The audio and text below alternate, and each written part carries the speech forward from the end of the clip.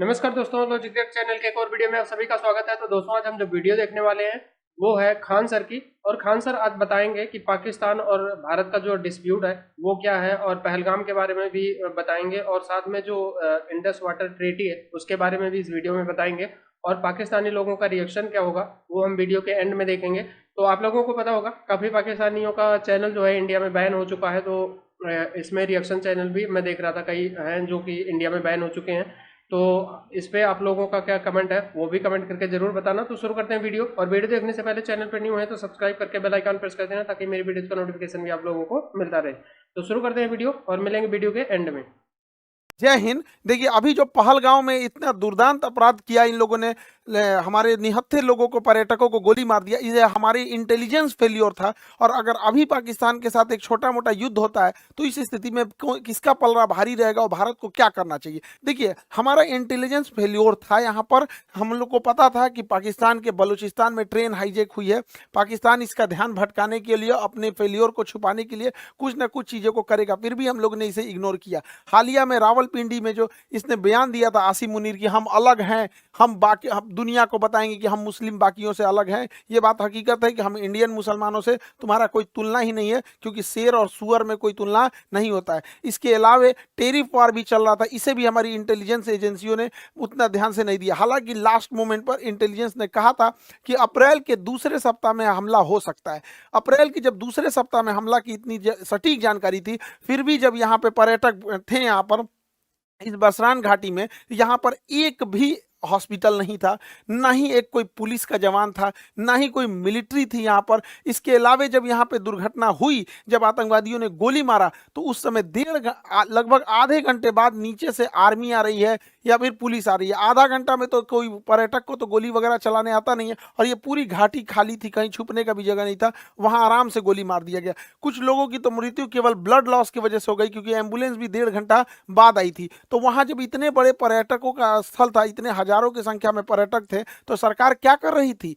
आखिर इतना इंटेलिजेंस मिलने के बाद भी अगर ये आपका भी फेल्योर है, तो सरकार कितने लोगों को सस्पेंड की? हालांकि गवर्नमेंट कई बार क्या होता है, ऐसे लोगों में सस्पेंड नहीं करती, क्योंकि गवर्नमेंट का गलती उजागर हो जाती है। लेकिन आपका गलती उजागर ना हो, इसके लिए आप किसी को सस्पेंड नहीं कीजिएगा, तो आगे फिर ऐसी घटनाएं होंगी यहाँ पर, और ये घटनाओं को ये सब फिर से दोहराएंगे सब। देखिए, इसमें करना क्या चाहिए, बिना लोकल के सपोर्ट किए नहीं हुआ होगा। तो जो लोकल इनके स्पाई के रूप में काम कर रहे थे, उन्हें सेना जो है पब्लिकली सजा दे, सबके सामने जितनी कठोर सजा हो सकती है उतनी कठोर सजा दो। लेकिन वैसे कश्मीरी जिन्होंने पूरे तन मन से भारत के लिए अपना जान तक इन्होंने निछावर कर दिया, ऐसे कश्मीरी का रिस्पेक्ट होना चाहिए। चाहे वो कोई भी कश्मीरी भाई हो, चाहे वो नजाकत अली हो जो टूरिस्ट गाइड का काम कर रहे थे, लगभग 11 लोगों को बचाएं, चाहे वो माजिद खान ड्राइवर हैं जिन्होंने लगभग 6 लोगों को बचाया, चाहे सैयद हुसैन आबिद हो जो लड़ते लड़ते शहीद हो गए, आतंकवादियों से M4 राइफल छीन लिए, ऐसे लोगों का भी सम्मान होना चाहिए। हालांकि मीडिया में ये सब चीज़ों को दब गए हैं, क्योंकि जब ये दिखाएंगे तो पाकिस्तानियों का भी मनोबल टूटेगा। पहले ऐसे लगता था पाकिस्तानियों को न कि कश्मीर के सारे लोग पाकिस्तान का साथ देंगे, अब ऐसा नहीं है। हम तो महाराष्ट्र सरकार का भी धन्यवाद देते हैं, एक नाथ शिंदे जी का, जिन्होंने ऐलान किया है कुछ पुरस्कार राशि देने के लिए ऐसे परिवार को, और इनका टूटा हुआ मकान भी बनाने की बात कहे हैं। देखिए, इस बार का मामला थोड़ा अलग था। जब ये हमला हो रहा था, तो इससे काफ़ी दूर श्रीनगर है, इससे काफ़ी दूर श्रीनगर। श्रीनगर का लाल चौक का एरिया हमेशा चहल पहल रहता है, लेकिन वो एक हफ्ते तक श्रीनगर की सड़क शटर डाउन रहा, ये दिखाने के लिए कि ये लोग इस घटना में शहीद हुए लोगों की श्रद्धांजलि दे रहे हैं। और जमा मस्जिद के इमाम ने भी पूरे खुल के मंच से भी कहा था कि इस तरह की किसी भी घटना को पाकिस्तान अगर अंजाम देता है तो इस सब चीज़ों को कभी एक्सेप्ट नहीं किया जाएगा। तो इस बार भारत में इस चीज़ों को एकता देखने को मिली है। लेकिन जो लोग इसमें शहीद हुए हैं, चाहे वो पर्यटक हैं, चाहे जो वहाँ के लोकल लोग हैं, उनको भी गवर्नमेंट को सोचना पड़ेगा। तो इनको भी कश्मीर के एरिया में कुछ बागान होंगे, जैसे ड्राई फ्रूट के बागान हो सकते हैं, केसर के हो सकते हैं, या फिर सेब के हो सकते हैं, तो गवर्नमेंट इन्हें अलॉट कर सकती है, या गवर्नमेंट इन्हें पुरस्कार दे सकती है, जिससे कि बाकी के लोग प्रेरित हो गए। कोई DM SP क्यों बनना चाहता है? क्योंकि देखता है कि समाज में उसकी इज्जत है। तो ऐसे लोग जो इस तरह से, जो पहाड़ पे चला नहीं जाता है, अपने पीठ पे लेकर बच्चे को लेकर भागे हैं लोग, ऐसे लोग को जब हम समाज में पुरस्कृत देंगे तो बाकी लोगों को को भी प्रेरणा मिलेगी, लोग पत्थर चलाना छोड़ के ऐसे कामों में आएंगे। सरकार को इसमें भी ध्यान देना चाहिए। और जो ये बहन को सोचिए क्या बीत रहा होगा, ऐसे शहीद हो गए जो यहाँ पर, कि इन लोगों को कश्मीर में ये घूमने आए थे पर्यटक बनकर, लेकिन यहाँ पर इन लोगों को एक एरिया सरकार को अलॉट कर देना चाहिए कि ये उन्हीं लोग के लिए एरिया अलॉट रहेगा। जो लोग यहाँ पे शहीद हुए उनके परिवार के लिए ये एरिया अलॉट कर दिया जाएगा। और हर साल 22 अप्रैल को हर साल बड़ी संख्या में पर्यटक फिर उसी जगह पर जाएं और उसी घाटी पे जहां पे आतंकवादियों ने गोली चलाया था वहां हम लोग दोबारा खड़े होकर लाखों की संख्या में तिरंगा झंडा लेकर भारत माता की गान गाएं और अपना राष्ट्र गान गाएं और ये दिखा सके आतंकवादियों को कि तुम्हारे गोलियों से हम डरने वाले नहीं हैं, हमारे हौसले अभी भी बुलंद है, तुम्हारे कायराना हरकत से हम नहीं है, औकात है तो हमारी इंडियन आर्मी से लड़ लो यहाँ पर। अब हम लोग को समझना पड़ेगा कि ये आतंकवादी सब चाहते क्या है, ये आतंकवादी क्या चाहते हैं। देखिए, ये आतंकवादी अगर चाहता तो इनको गोली मार दिया, इनकी वाइफ को भी मार सकता था, लेकिन नहीं मारा। कहा कि तुम मतलब पूछा कि हिंदू हो कि मुस्लिम हो, धर्म पूछ के मारा। ये जानता था कि ये बात जब समाज में जाएगी तो ये इन आतंकवादियों का मकसद है कि भारत को इंटरनल तोड़ दिया जाए। देखिए, एक्सटर्नल लड़ाइयां हम लड़ सकते हैं, इंटरनल टूट जाएंगे तो बड़ा मुश्किल हो जाता है। तो जानबूझ के गोली मार दिया और इन्हें छोड़ दिया ताकि समाज में ये बात फैले, ताकि एक दूसरे से नफरत बहुत ज्यादा फैले। लेकिन उसी समाज में ये नहीं जान रहा था, जैसे आबिद जैसे लोग भी थे, उसी समाज में नजाकत अली जैसे लोग भी थे जिन्होंने इन पर्यटकों को निकालने का काम किया। और इतनी बड़ी घटना में जहां पर मेजॉरिटी कम्युनिटी हिंदू है भारत में, और पूछ कर कि तुम हिंदू हो कि नहीं, और गोली मारा गया, फिर भी इस समाज में, इस देश में एक भी दंगा होने नहीं दिया गया, जो बताता है कि हमारा समाज, हमारी संस्कृति, हमारे भारत और सनातन संस्कृति में जो ये जो चीजें हैं, इतना इन सबों की तरह नफरती ये जो आतंकवादी बन रहे हैं सब, इन सबको तो वर्दी पहनने का भी अधिकार नहीं है। इन लोगों को बताइए, धर्म जाति पूछ के कौन हत्या करता है किसी का? तो ये यही चाहता है कि हम लोग इंटरनल डिस्प्यूट में फंस जाए। दूसरा क्या चाहता है? कोई ना कोई तो इसका मकसद होगा। दूसरा ये चाहता है कश्मीर से पर्यटक हट जाए, इसीलिए ताकि कश्मीर में बेरोजगारी बढ़ जाए, महंगाई बढ़ जाए, तो युवाओं को अपनी ओर ये खींच सकता है। लेकिन हम लोगों को आगे प्रयास करना पड़ेगा और सरकार को भी, ताकि पर्यटन में कभी भी कमी आने नहीं दिया जाए। क्योंकि कश्मीर में जब से पर्यटन बढ़ा है, 370 हटा है, तो जो कश्मीरी को ये लोग 10,000 12,000 देके पत्थर चलवाते थे, आज वो कश्मीरी पर्यटक में कोई नाव ले जा रहा है, कोई गाइड बना हुआ है, कोई घोड़े से किसी को घुमा रहा है, कोई अपना वहां दुकान चला रहा है। ऐसे करके कोई भी कश्मीरी छोटा मोटा बिजनेस करके 25-30 हजार रुपया अपने कमा रहे हैं। धीरे धीरे जब वो सेटल्ड हो जाएंगे तो अपना घर बनाएंगे, अपने बच्चों को पढ़ाएंगे, अपने लिए कुछ गाड़ी घोड़ा खरीदेंगे, फिर उनकी लाइफ होगी। तो वो कश्मीरियों को समझ में आएगा कि पाकिस्तानी उनका ब्रेन वॉश करते हैं, फिर उनको लगने लगेगा कि नहीं, हमको ये सब आतंकवादी पत्थर नहीं चलाना है, हमारा हंसता खेलता परिवार है। तो भारतीय सेना, भारत सरकार और 370 हटने के बाद बड़ी मेहनत से हम लोग गए। आज कश्मीरियों में पत्थर चलाने वाला इन चोट्टों को मिल नहीं रहे हैं सब, क्योंकि वो पर्यटन में एक दूसरे से घुले मुले हुए हैं सब। तो ये हम लोगों की भी जिम्मेदारी बनती है कि कहीं ऐसा ना हो कि इमोशन में आके, गुस्से में आके हम लोग इन आतंकवादियों के ट्रैप में फंस जाए। इस ट्रैप में हम लोग को नहीं फंसना है। अब जैसे सिंधु जल समझौता 1960 में था, इसके तहत क्या था, यानी सिंधु, झेलम, चिनाब, इन नदियों का पानी का अधिकार मिल गया था पाकिस्तान को, और सतलज, ब्यास, रावी, इसके पानी का अधिकार मिला था इंडिया को। वो भी हम लोग इसका पूरा यूज नहीं कर सकते, लेकिन भारत ने इनमें बहुत सारे डैम बना दिए, सलाल डैम, बेलगिहार, दुलहस्ती, किशनगंगा परियोजना, कई सारे डैम बना दिया। अब इसमें इतनी भयानक घटना हुई थी, इसलिए भारत सरकार ने इन डैम के पानियों को रोक। हालांकि हमारे पास अभी फिलहाल पूरा इंफ्रास्ट्रक्चर नहीं है कि पानियों को ज्यादा देर तक होल्ड कर सके, लेकिन अभी क्या है कि 2 महीने बाद धान बोने की टाइम आएगा, और जब हम धान बोते हैं तो धान में ज्यादा पानी चाहिए, उस समय बांध की पानी रोक दें और जो धान की फसल है ये नष्ट हो जाए, धान की फसल नष्ट हो जाए, क्योंकि पानी नहीं मिलेगा तो धान की फसल बर्बाद हो जाएगी। और उस पानी को रोके रखें, और जब ये पानी जाएगा, ठंडी का दिन आएगा, अक्टूबर नवंबर आएगा, तो गेहूं बोने का टाइम आता है, गेहूं को ज्यादा पानी देंगे तब नष्ट हो जाएगा, तो उस समय पनिया छोड़ दे, धान को सुखा के मुआ दे, गेहूं को भिगा के खत्म कर दे। इन भिकमंगों को जब आटा खरीदेगा 600 रुपए किलो, तब समझ में आएगा कैसे तड़पा तड़पा के। देखिए, हमारे मासूम जनता, मासूम लोगों को गोली मारे हैं सब, जो पर्यटक थे इन्होंने कोई गलती नहीं किया तो उन्हें मारे थे सब यहाँ पर। इसलिए हम लोगों का भी ये कर्तव्य बनता है कि सूद समेत उनको लौटा दिया जाए। बच्चा बच्चा पूछे कि अब्बा पापा मम्मी आटा इतना महंगा क्यों हो गया, तब समझ जाएगा कि पानी रोक दिया है भारत वहां पर। ये करना चाहिए। और यहाँ पर बांध का इंफ्रास्ट्रक्चर बना के इन बांध को रेगिस्तान में, राजस्थान के थार मरुस्थल में इंदिरा गांधी के पैरेलल कई नहरें बना के रेगिस्तानी एरिया में भर देना चाहिए। यहाँ के रेगिस्तान में रहने वाले लोगों को पानी की बहुत किल्लत होती है, तो हम ये पानी अपने दुश्मन देश को क्यों दे जब हमारे पास इंफ्रास्ट्रक्चर यहाँ, हालांकि हमारे पास अभी इतना इंफ्रास्ट्रक्चर नहीं है, लेकिन ये लॉन्ग टाइम है, रेगिस्तान में हम लोग को इन पानियों को भेज देना चाहिए। और जो भी पानी जो यहाँ पाकिस्तान जा रहा है उसको जब हम इधर डाइवर्ट करेंगे तो इस एरिया में, पंजाब और राजस्थान की इस एरिया में जो कागज उद्योग है, लुगदी उद्योग है, कार्टून बनता है, कागज बनता है, ये सब में सबसे ज्यादा पानी की खपत होती है। 2014 यूपीएससी में क्वेश्चन पूछा था कि सबसे ज्यादा पानी की खपत किसमें होती है, कागज एवं लुगदी उद्योग, ऑप्शन बी पे लिखा हुआ था।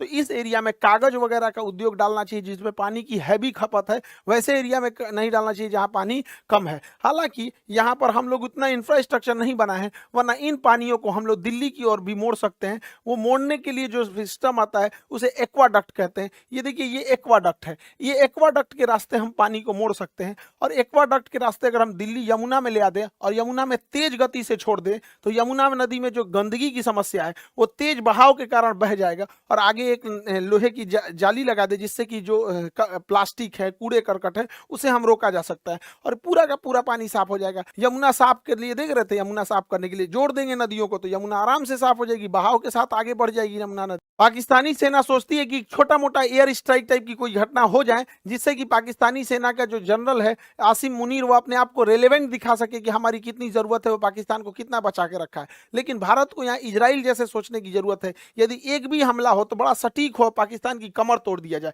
पाकिस्तान में जो बिजली घर है, भारत यहाँ से जब हमला करे तो इसके बिजली घर को उड़ा दे जिससे कि बिजली ही ना बन पाए। और जो ग्रिड होता है, ग्रिड जहाँ से बिजली डिस्ट्रीब्यूट होती है, ग्रिड उड़ा दे। अगर बिजली घर और ग्रिड उड़ गया, अगर 10 मिसाइल ग्रिड पे मारो, 10 मिसाइल मार देना यहाँ पे बिजली घर पे, पूरे पाकिस्तान में ब्लैकआउट हो जाएगा, सोचने समझने के टाइम ही नहीं मिलेगा। और इस गर्मी के टाइम पे अगर ब्लैकआउट हुआ यानी पूरी बिजली खत्म हो गई तो सारे स्कूल बंद हो जाएंगे, कॉलेज बंद हो जाएंगे, railway station, airport, industry, factory, company, दुकान, सारी चीजें ठप हो जाएंगी। उसके बाद जो इसकी ऑयल रिफाइनरी, ऑयल डिपो है, ऑयल डिपो जो है, ऑयल रिफाइनरी है, इसको उड़ा देने के बाद फ्यूल खत्म। जब फ्यूल खत्म हो गया तो ना स्कूटी चलेगा, बाइक, कार, टेम्पू, मोटरसाइकिल कुछ भी आगे नहीं बढ़ पाएगा। ट्रांसपोर्टेशन को ही रोकना जरूरी होता है। जितने भी बड़े पुल होते हैं, जितने बड़े मेजर पुल हैं, इन पुल को अगर गिरा दिया जाए तो पुल को गिरा देने की वजह से ट्रेन भी नहीं चल पाएगी यहाँ से और ना ही कोई बड़ी गाड़ियाँ जा पाएंगी। हालांकि ट्रेन को रोकने के लिए सबसे ज़्यादा होता है जो बड़े जंक्शन होते हैं, उनके जंक्शन पॉइंट पे अगर बम्बार्डमेंट कर दिया जाता है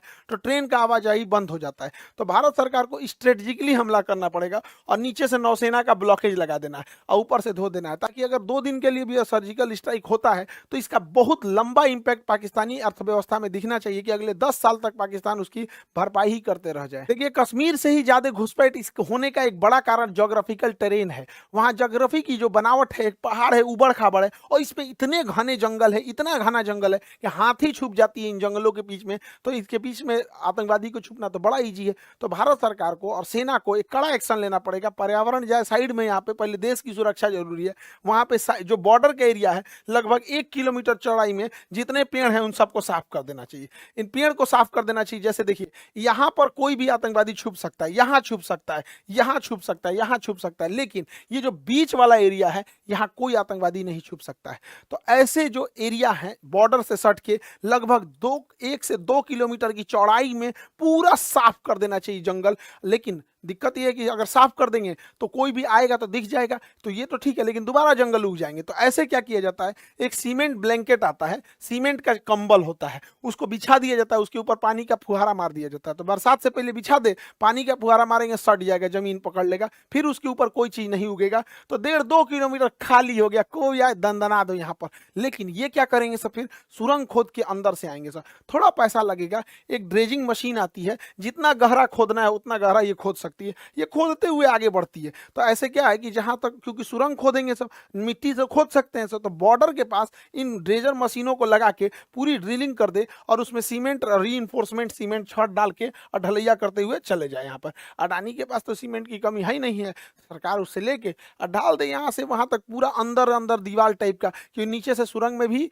नहीं आ सकता। इससे क्या है कि थोड़े बहुत तक तो हम लोग रोक सकते हैं, ऐसा नहीं है कि कहीं से भी सुरंग खोद के वो आ सकता है। उधर पाकिस्तान का प्रधानमंत्री कहता है कि पानी रोक देने को एक्ट ऑफ वार कहते हैं। अरे बैल कहीं का, रोकने से पहले हमको ही पता था तुम कौन सी एक्ट ऑफ वार करेगा। 71 में हम लोग मारे थे तुमको, 93,000 फौज छोड़ के गए थे। आइए तुम्हारा नया ये है, ये छर्रा को देखिए यहाँ पे, ये उसका पाकिस्तान का नया छर्रा है। ये कह रहा है कि हमसे बिना पूछे पानी रोका गया है, या तो पानी आएगा या तो वहां से नदियां, खून की नदियां आएंगी। सुजरा तो नहीं, तोरा पिए का पानी घटल है, अगर यहाँ से खून का नदी बहेगा यहाँ पे, पकलोल कहीं का। इस छर्रा को क्या बुझा रहा है, जुमा 8 दिन हुआ इसको राजनीति में आए हुए। एक यूरोपीय मीडिया हाउस ने पाकिस्तान के रक्षा मंत्री का इंटरव्यू लिया और कहा कि आप लोग तो आतंकवाद को बढ़ावा देते हैं, आतंकवाद का संरक्षण करते हैं, भारत में आतंकवाद भेजते हैं। तो ये बुढ़वा कह रहा है हाँ हम भेजते हैं, 3 दशक से भेज रहे हैं, 30 साल से, और अमेरिका के और यूरोप पे कहने पर भेज रहे हैं।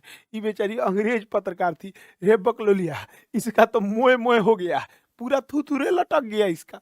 ये सोची थी कि हम पाकिस्तान की बेइज्जती करेंगे, इसी का बेइज्जती कर दिया। इन बैलों, बुढ़वा के भरोसे मत रहना, ये डूबते जहाज है सब, कई आदमी को लेके डूबेंगे। सब बेचारी के चेहरे उतर गया यहाँ पे।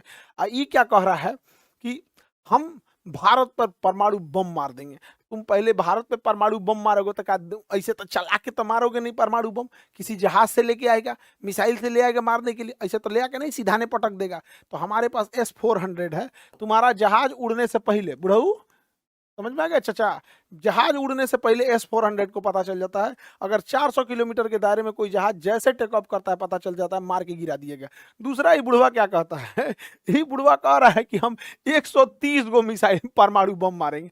अरे बैला कहीं का, तुम भारत को मारने के लिए 130 को परमाणु बम चलाएगा, पूरा एशिया उड़ाना है क्या रे? ये बुढ़ा सटिया गया है, इसको पूरा एशिया, हम लोग को कोई जरूरत नहीं है 130 परमाणु बम चलाने की, हम लोग के लिए 5 गो एनफ है। इधर ग्वादर, इधर कराची, इस्लामाबाद, मुल्तान, लाहौर, पेशावर, यही 5-6 गो है, ये है काम खत्म। यहाँ 130 गो चलाएगा ये बैल कहीं का। देखिए भारत सरकार को टेक्टिकली सोचना पड़ेगा, कुछ खुफिया तरीके से। देखिए जो बंदूक की गोलियां होती हैं, अगर इनमें हम साइज थोड़ा सा बड़ा कर दे तो बंदूक के अंदर ही फट जाएगी। तो हम लोग जो पाकिस्तानी जो कश्मीर में गोलियां स्मगलिंग कर रहा है, उसके चेन में घुसना पड़ेगा। हमारी इंडियन आर्मी का एक कवर्ड ऑफिसर उस चेन में घुस जाए गोलियों की सप्लाई वाले में, और उन्हीं 1,000 गोलियों के बीच में एक ऐसी गोली डाल दे जिसका साइज थोड़ा सा बड़ा हो। अगर थोड़ा सा साइज बड़ा हो तो बंदूक के अंदर ही फट जाएगा।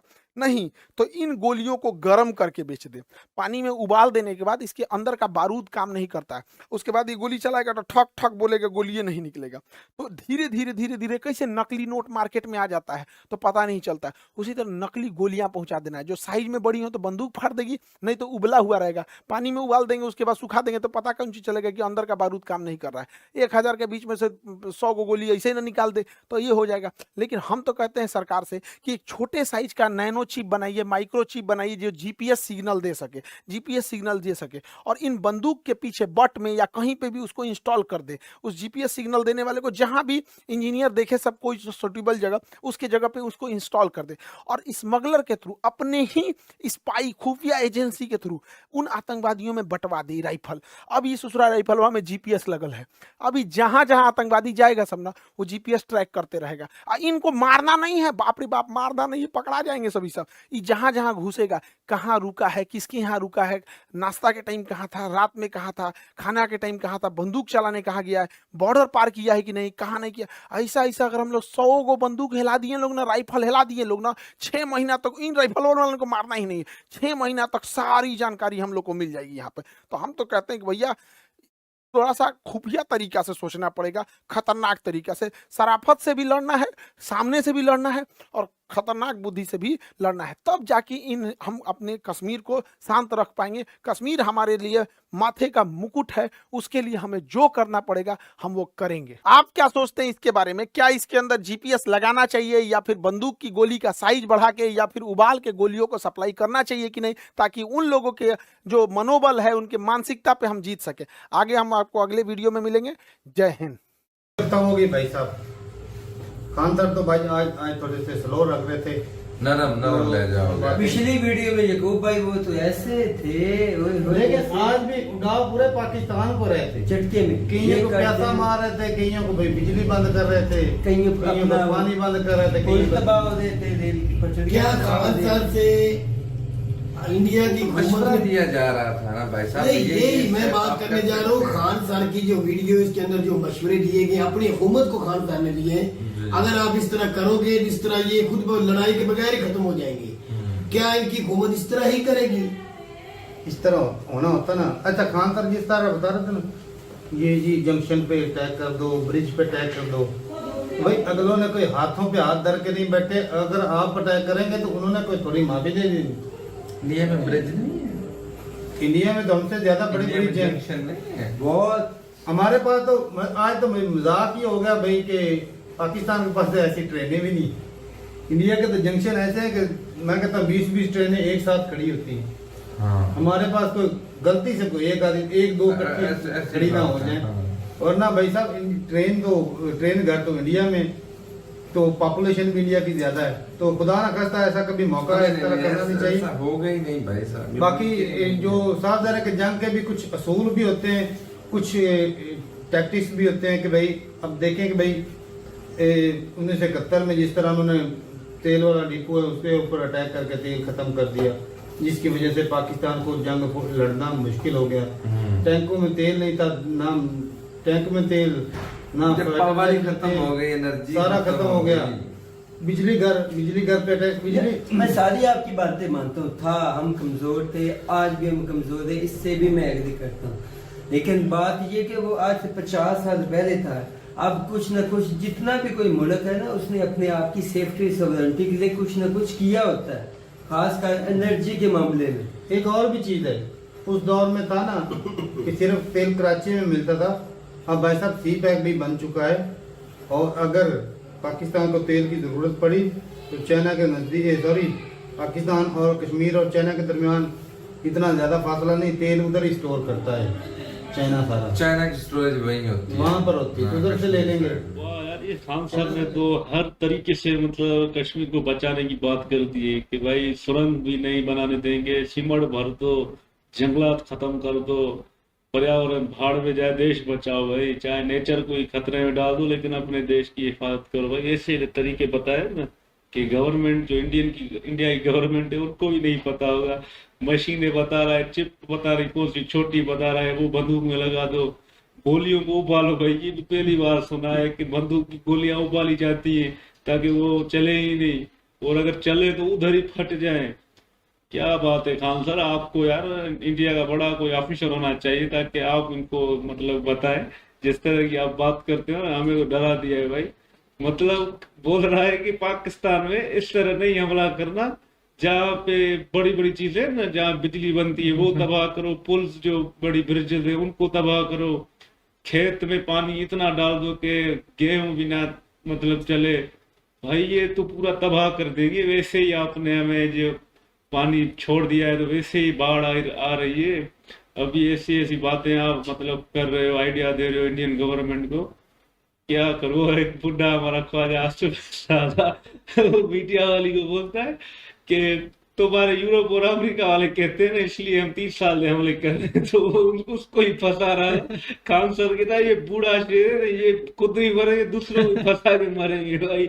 और बिलावल भुट्टो रगड़ा भाई, सारे प्राइम मिनिस्टर किसी को नहीं छोड़ता ये खान सर भाई, बहुत खतरनाक है भाई। इस तरह की इंफॉर्मेशन देता है ना, मेजर साहब को भी पीछे छोड़ दिया भाई। बिल्कुल भाई, खान सर ने तो भाई ऐसी डिटेल में बातें बताई जंग के भाई, उसूल भाई की जय बाढ़ में। पहले इनकी लाइटें बंद करो, इनके टैंकर पे हमला करो, ब्रिज तबाह करो। यार काफी एक इंटरेस्टिंग वीडियो थी। अगर आप अभी के टॉपिक पर आ जाए ना, तो एक कश्मीर है। अब देखो ना, एक पूरा जोर लग गया था, 3 साल से भी ज़्यादा अरसा हो गया, 5 साल आप देख लें, 10 साल कोई हमने ऐसी एक्टिविटी या कोई एक कश्मीर में ऐसा एक जो एक है ना यूथ उधर की, वो भाई इस चीज़ में मुलव्वस नहीं हुई। क्योंकि एक पेट के लिए सब कुछ करना होता है, अपनी फैमिली के लिए करना होता है, तो वो भाई उनको एक रोज़गार सबसे ज़्यादा एक मिल गया था। उधर भाई टूरिस्ट आ रहे थे, अपना सुकून के साथ एक होटल फुल हो जाते थे। यार एक रिकॉर्ड तोड़ इस दफ़ा एक टूरिस्ट आया था पिछले साल 2019 से लेकर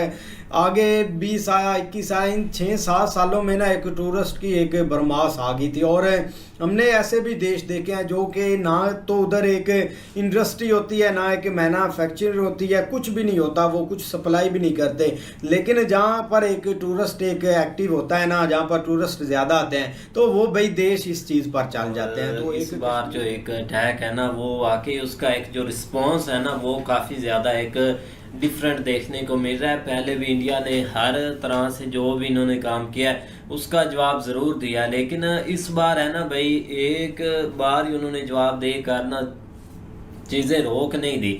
उन्होंने भाई एक काम आहिस्ता आहिस्ता शुरू कर दिया, मतलब किसी ना किसी तरह से ना इनको भाई वो ऊपर से पकड़ ही रहे हैं कि इनका ना एक बुरा हाल किया जाए। लेकिन खान सर ने काफ़ी ज़्यादा एक चीज़ें जो कश्मीर को लेकर है ना, ऐसी स्ट्रैटेजी बताई है कि जो वो वहाँ पर करनी चाहिए ताकि ना वहाँ के एक लोग महफूज रहें, या वहाँ पे जो टूरिस्ट जाते हैं उनको कोई प्रॉब्लम ना आए। सबसे पहले तो उन्होंने यही कहा कि भाई फिर से वहाँ पर जाना चाहिए एक टूरिस्ट को, और हमेशा की तरह एक अच्छा मैसेज इनको देना चाहिए, क्योंकि ऐसे तो नहीं भाई एक ये रोक सकते ना टूरिस्ट को या एक ऐसी चीज़ें करके। लेकिन इसके बाद इनके अंदर इतनी हिम्मत आएगी भी नहीं कि जो इन्होंने ये काम किया है ना, इस बार इनके साथ एक ऐसा हाल होने वाला है, चाहे वो सोशल मीडिया हो, चाहे वो एक पानी की वार हो, चाहे वो भाई एक एयर स्ट्राइक हो, चाहे एक ख़तरनाक तरीके से भाई एक रिप्लाई देना हो। ये सारी जब चीज़ें होती हैं ना, इनके अंदर कोई एक पावर नहीं रह जाएगी।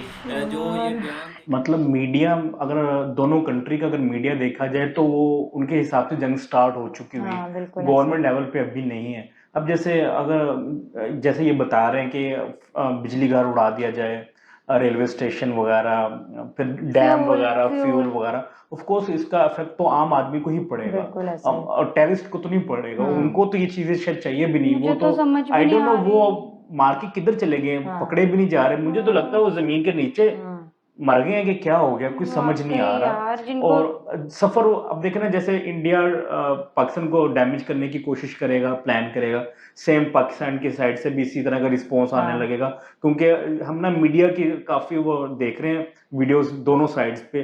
पाकिस्तानी मीडिया में भी यही कही जा रहा है कि भाई अगर इंडिया ने अटैक करने की कोशिश की, पानी बंद करने की कोशिश की, या जो कराची वाली साइड पे अगर हमारा सी पोर्ट उसको डैमेज करने की कोशिश की, तो हम भी वो न्यूक्लियर वेपन्स हमने टारगेट किए हुए 120-30 के। हमारे किसी मिनिस्टर ने इस तरह की कोई स्पीच थी। मतलब सर ने जो है वो सबसे पहले यही बात की है कि इंटेलिजेंस फेलियर है, और देखा जाए तो इसमें भी कोई शक नहीं है, क्योंकि इंटेलिजेंस फेलियर तो है।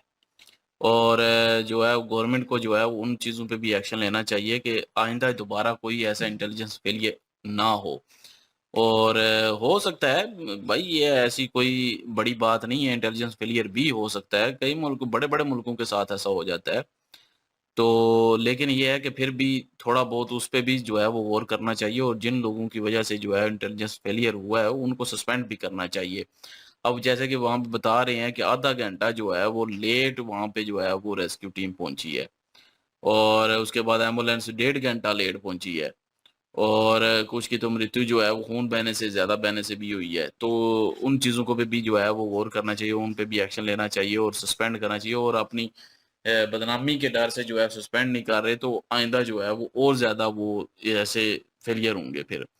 तो बात इनकी भी ठीक है कि इंटेलिजेंस फेलियर जो हुआ है उसमें कौन कौन मुलव्वस है और कौन कौन जो है वो इसके ज़िम्मेदार हैं, उनको भी सस्पेंड करना चाहिए, उसकी तहकीक भी होनी चाहिए। बाकी जो है वो सहूलतकार भी हैं, वो हम हर वीडियो में कहते हैं कि सहूलतकार के बगैर कभी भी कोई भी हमला नहीं हो सकता। तो सहूलतकार तो भाई बीच में मिले होते हैं, और सहूलतकार हो सकता है कि उनको 1 महीना, 2 महीना, 3 महीना पहले से ही बिठा कर रखे हों अपने अपने जगहों पे, तो मौके की तलाश में, और वो मौका उनको उस दिन मिल गया। और उस दिन उन्हें, क्योंकि ये बता रहे हैं कि उससे पहले रिपोर्ट मिल चुकी थी कि अप्रैल के दूसरे वीक में जो है वो हमला होने वाला है, तो फिर क्यों नहीं जो है वो जहाँ पे टूरिस्ट बहुत ज़्यादा थे वहाँ पे क्यों नहीं कोई सिक्योरिटी नहीं थी, कोई कुछ नहीं था। ये एक फेलियर है, और होनी चाहिए थी, खुला मैदान था, आधे घंटे बाद पहुंचे हैं और इतने में जो है वो मार के चले भी गए वहाँ से। और लेकिन ये है कि दूसरा अपना जितने भी ये सहूलतकार हैं उनको भी चुन चुन के जो है वो अब ख़त्म करना चाहिए। पहले खान सर की डिफेंस के हवाले से काफ़ी वीडियोस हैं। एक इनका S-400 जो मिसाइल बता रहे हैं ना, वो है रशिया का, वो रशिया से इन्होंने ख़रीदा है। यानी कि मिज़ाइल तो लोग बना लेते हैं, लेकिन मिज़ाइल किसी देश पे आए तो उसको रोकने का भी सिस्टम है। यानी कि मिज़ाइल अगर S-400 है ना, आपका जो आपके कंट्री में कोई मिज़ाइल दूर से आ रहा है ना, उसको दूर से ही डिटेक्ट करके हवा में ख़त्म कर देगा।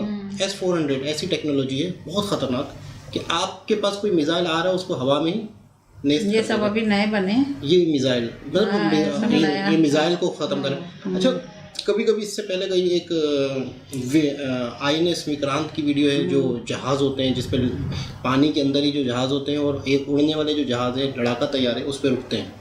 यानी कि एक बहुत बड़ा एयरक्राफ्ट होता है, उस एयरक्राफ्ट में जहाज़ लैंड भी करते हैं, समंदर के बीच में वो खड़ा हो सकता है। तो उसके हवाले से वीडियो थी, तो बहुत सारी वीडियो खान सर की मैंने देखी है। तो मैं अक्सर ये सोचता था जैसे वॉर के हवाले से भी या इस तरह से स्ट्रेटजी, आगे की स्ट्रेटजी बता रहे हैं, तो मैं ये सोचता हूँ कि ये है टीचर। ये टीचर को इतनी नॉलेज है, टीचर के पास इतने प्लान हैं और पता नहीं कितने होंगे जो बोले नहीं जा सकते, क्योंकि अगर ये चीज़ें बोलेंगे तो पता चल जाएगी।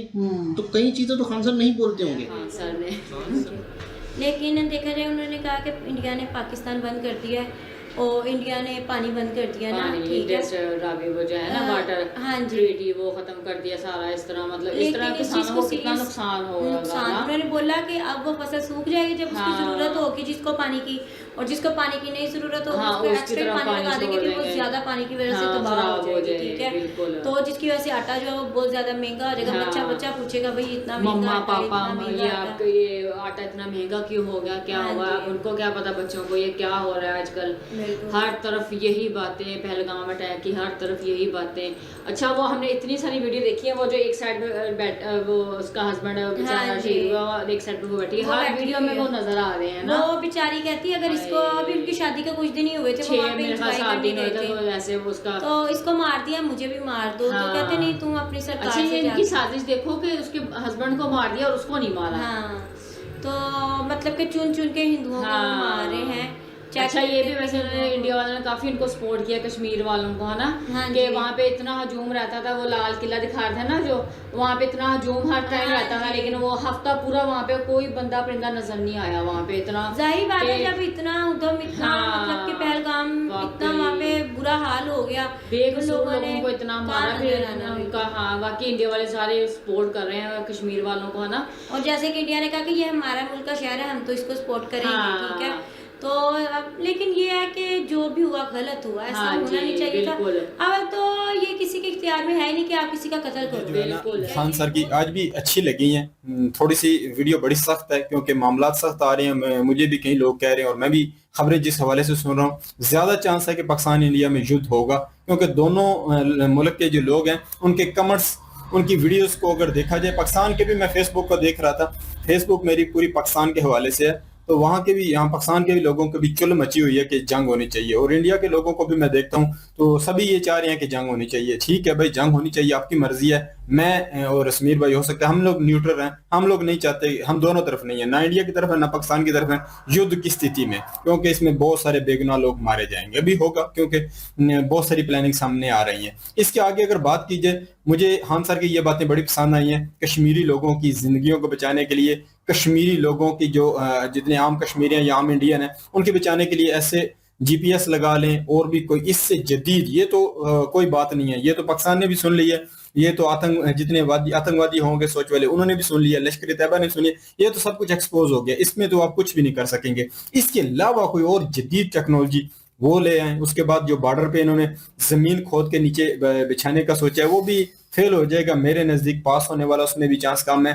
आप अगर 20 मीटर नीचे तक अगर खुदाई करके दीवार बना देते हैं तो भी ये लोग जो है ना जैक हैमर मिलते हैं भाई, तो उसमें जो है ना जाके वो तोड़ के फिर भी घुस जाएंगे। तो ये थी गाइस आज की वीडियो, और खान सर ने जो प्लानिंग बताई है तो इन लोगों का उसके पास तोड़ है, कौन सा जैमर है जिससे सुरंग भी खोद लेंगे, वो तोड़ देंगे। तो बाकी इन लोगों के रिएक्शन पे आप लोगों का कमेंट क्या है वो ज़रूर बताना। और इंडिया पाकिस्तान की जो जंग की बात है, तो भारत तो कभी किसी से जंग नहीं चाहता, और ना इसने कभी इतनी पुरानी हिस्ट्री है, कभी किसी कंट्री पे अटैक किया है पहले। लेकिन भाई अगर ऐसे छेड़ोगे, और जिस तरह से अब की बार छेड़ा है, तो इनको ये लगता है कि यहाँ ये छेड़े भी और भारत कुछ करे भी ना, तो ये अब पॉसिबल नहीं है।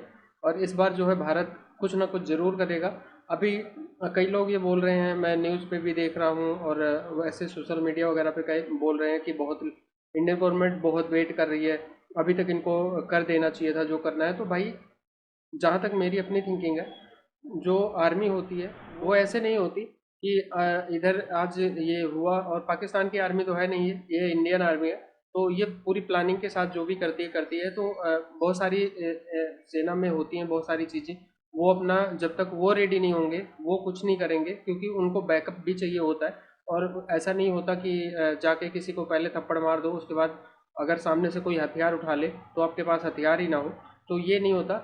आर्मी जब भी अटैक करती है या कुछ इंसिडेंट्स करती है तो उसके पीछे वो पूरा अपना बैकअप प्लान करती है कि अगर ऐसा करेंगे तो इसका रिएक्शन क्या होगा, फिर उसको हम कैसे बैकअप करेंगे। तो वो सारी चीज़ें बहुत सारी प्लानिंग होती हैं, इसीलिए जो है इसके लिए टाइम लगता है। सेना अपना बैकअप बनाती है, हर चीज़, इतना लंबा बॉर्डर है वो उस पर भी बैकअप देखना है, उसने हर जगह अपनी एक प्लानिंग रेडी करनी होती है, तो इस करके जो है वो टाइम लगता है। और बहुत लोग ऐसा बोलते हैं कि मैं जो मेजर बख्शी हैं उनकी वीडियोस देख रहा था, तो वो बोल रहे थे कि मतलब सेना क्यों नहीं कर रही है अभी तक अटैक, तो उनकी भी पॉइंट ऑफ व्यू यही था, मैं जो बता रहा हूँ आप लोगों को। तो ये ऐसा नहीं है, और ये मतलब कि इंडियंस को डाउट नहीं होना चाहिए कि इस बार कुछ नहीं होगा, और इसका बदला जो है इंडिया ज़रूर लेगा।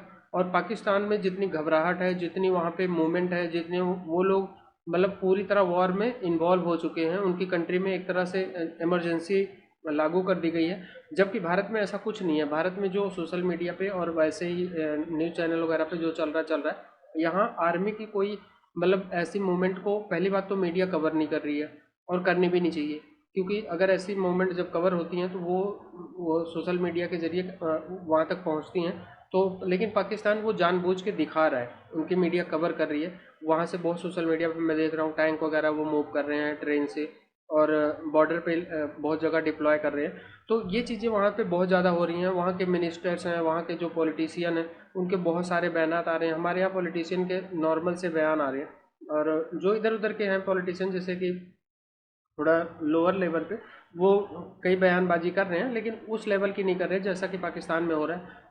भारत ने अभी तक ये कहीं खुले में मतलब खुलेआम पाकिस्तान का नाम भी नहीं लिया है यहाँ की पॉलिटिकल एलिट ने कि हम पाकिस्तान पे अटैक करेंगे, लेकिन वो लोग यूएन से लेके दूसरे देशों तक हर जगह बात कर रहे हैं कि भारत हम पे अटैक करने वाला है, ये करने वाला है, वो करने वाला है।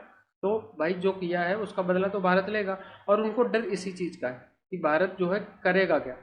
उनको पता ही नहीं है कि भारत क्या करेगा, उनकी नेवी करेगी कि एयरफोर्स करेगी या इंडियन आर्मी करेगी, उनको ये इस चीज़ की कंफ्यूजन है। इसलिए वो तीनों जगह अपना रेडी कर रहे हैं और सारी जगह शोर मचा रहे हैं कि भारत अटैक करेगा। अमेरिका से बात करिए कि वो बीच में जो है आके इन्वॉल्व हो और भारत ऐसा कुछ ना करे। हालांकि अभी 1-2 दिन से इनके पॉलिटिक्स एलिट की जो है पाकिस्तान के थोड़ा मोरल डाउन हुआ है और ये थोड़ा गलत बयानबाजी करने से बच रहे हैं, लेकिन ये जाहिलों की कौम है, इनके यहाँ सब लोग ऐसे ही हैं। तो अभी कल पार्लियामेंट में इनके एक लेडी थी, वो बोल रही थी कि जामा मस्जिद की नींव वो रखेगी, और वो जो इनका आसिम मुनीर है आतंकवादी, वो आके यहाँ पे जो है नाश्ता करेगा। तो ख्वाब देखने में लोग बहुत आगे हैं भाई, उनको सोच नहीं सकते हो। अच्छा, पीछे जितनी जंगें हुई हैं उनमें इनका क्या हाल हुआ है, और फिर बड़े मज़े से इनके जो टीवी एंकर हैं, जो इनके पॉलिटिशियन हैं, कहते हैं जो माजी में हुआ यानी कि जो हिस्ट्री में हुआ है हम ऐसा जवाब देंगे। तो भाई अब लोग उस पर कई लोग ऐसे सुन के टाल देते हैं, लेकिन अगर जो इंडियन है या जो इनको बहुत दिनों से सुन रहा है या इनकी हिस्ट्री जानता है, तो भाई जो हिस्ट्री में अगर तुमने जैसे जवाब दिया अगर वैसे दोगे तो तुम तो पहले ही हार के बैठे हो।